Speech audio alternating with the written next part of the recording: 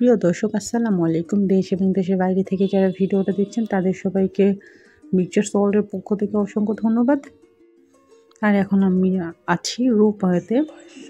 আর এই রূপওয়েটা হচ্ছে কলকাতা সায়েন্স সিটির। আর সায়েন্স সিটি হচ্ছে কলকাতার একটি বিজ্ঞান সংগ্রহালয় ও বিজ্ঞান কেন্দ্রিক বিনোদন উদ্যান। আর আমার আগের ভিডিওতে দেখেছেন আমি গেট থেকে বের হয়ে রূপওয়ের টিকিট কাটা পর্যন্ত একটা ভিডিও আছে, চাইলে আমার চ্যানেলে আছে, ওইটা দেখে নিতে পারেন। তো ওইটার প্রবেশ টিকিট আছে, বিভিন্ন প্রাইসের প্যাকেজ আছে, যেমন 250 টাকা, 300 টাকা, এরকম করে করে আর কি। তো আমরা 300 টাকা করে করে 4টা এরকম প্যাকেজ নিয়েছি। তো ওর মধ্যে আমাদের রূপওয়েটাও ইনক্লুড ছিল। এর মধ্যে একটা আছে 3D মুভি, টাইম ট্রাভেল।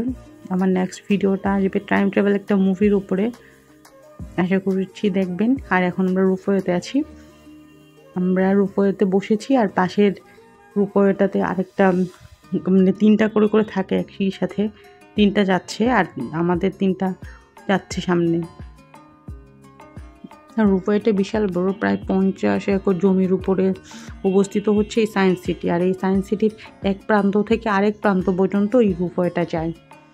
2 প্রান্তে পিলার আছে, আবার মাঝখানেও পিলার আছে, এই পিলারের উপর দিয়ে যায়।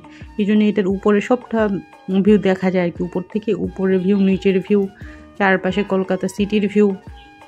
এখানে দেখতে পাচ্ছেন বিভিন্ন রকম বিল্ডিং, মানে ডোম আকৃতির। তারপর ওই যে এখানে একটি চমৎকার সুন্দর বিল্ডিং আছে রকেটের মতো। আর এখানে গার্ডেনিং করা আছে, একটু গোলক ধাঁধার মতো, মানে একটু পাজল টাইপের। তো বাচ্চাদেরকে এখানে নিয়ে ছেড়ে দিলে বাচ্চাদের আইকিউ টেস্ট হয়ে যাবে। নিচে কয়েকটা রকেট দেখতে পাচ্ছেন। তো এখানে বাচ্চারা ঘুরলে রকেটটা কীভাবে দাঁড়িয়ে থাকে এটা স্ট্রাকচারটা খুব কাছ থেকে দেখতে পারবে। আর এইখানে যে ঘরগুলো আছে ওগুলো রেস্টুরেন্ট।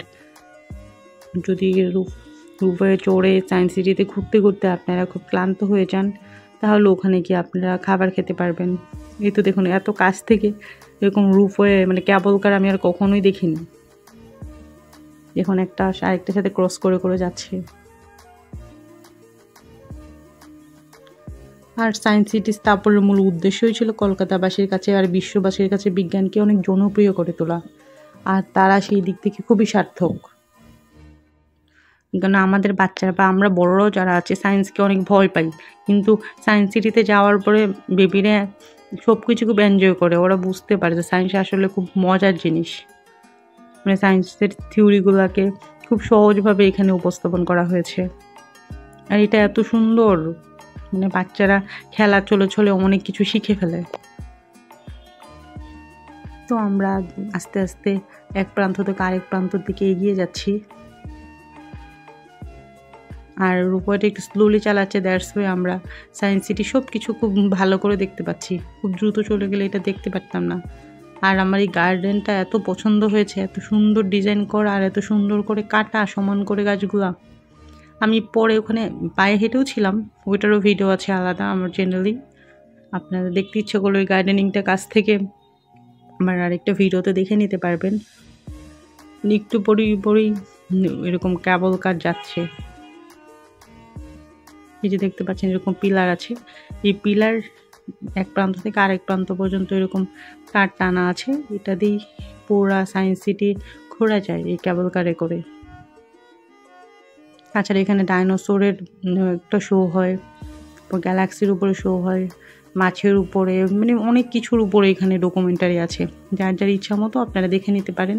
তো কলকাতা গেলে অবশ্যই সায়েন্স সিটিতে যাবেন, এটা মিস করবেন না। আর এখন আমরা পৌঁছে গিয়েছি এক প্রান্তে, এখন আমরা নামবো, এই জন্যে টাটা। আর ভিডিওটা কেমন লেগেছে কমেন্ট সেকশানে জানাবেন। আর এতক্ষণ ধৈর্য ধরে ভিডিওটা দেখার জন্য থ্যাংক ইউ। ওকে, আল্লাহ হাফেজ।